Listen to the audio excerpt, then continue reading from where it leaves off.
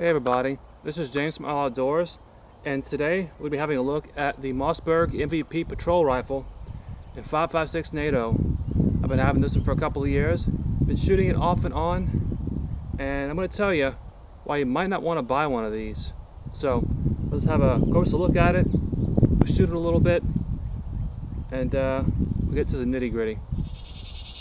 Alright, back to front we have a rubber butt pad, which gives you about a 13.5 inch length of pull, which is enough for a grown adult, but not too short or too long.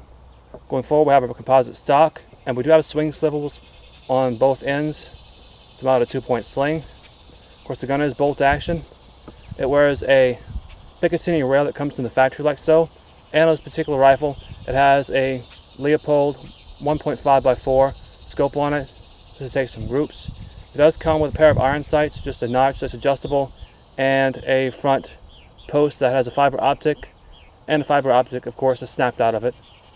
And you have your birdcage flash hider.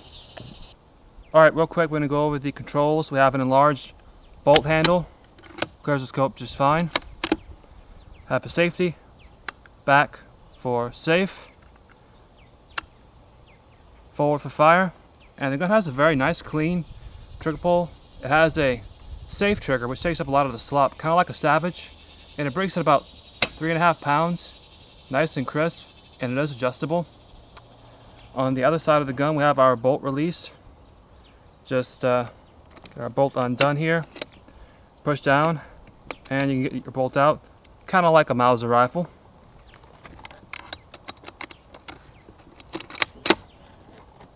But other than that, we have our magazine release right here, just forward of the magazine. It gets them out pretty quick. It's not tactical like an AK or anything like that, but you can get them out decently quick.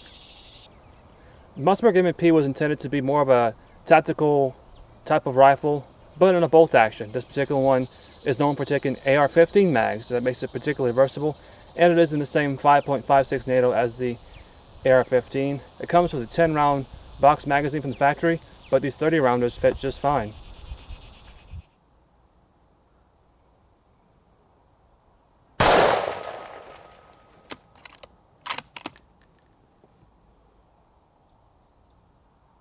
In terms of accuracy, the Mossberg MVP should stack up.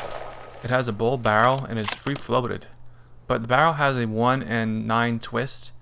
Heavy 77 grain loads won't even hit the paper at 100 yards. I can generally coax 62 to 64 grain rounds into about a 4-inch group, but even among 55 grain loads, the best I could do is a 1 3/4 inch group. For some applications, that might not be enough.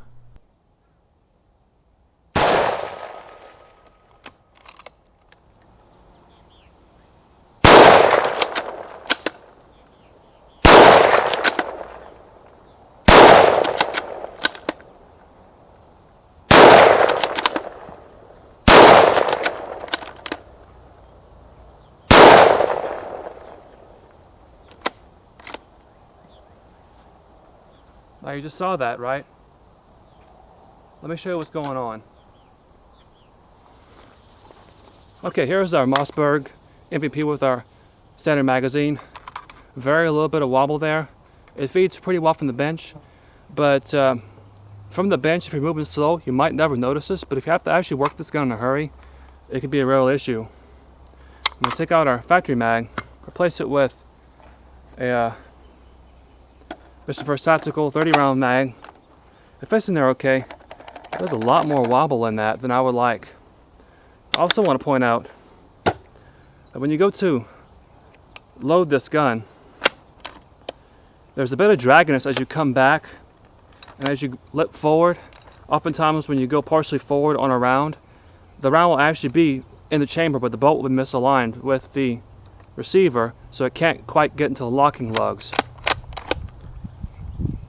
If we take a look at the bolt, put our rifle down for a minute. Holy cow, that rifle barrel was hot.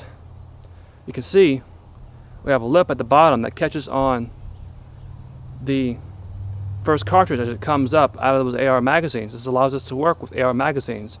We have a separate bolt head that has more play than I would like for sure. And this is a push feed action, so those rounds have a little bit to go before they actually get into the chamber. So that can lead to a lot of issues, especially if running the gun hard. So the Mossberg MVP might be okay for a light varmint target rifle, but if you can use it for anything serious, it isn't something I would recommend. Thank you for watching.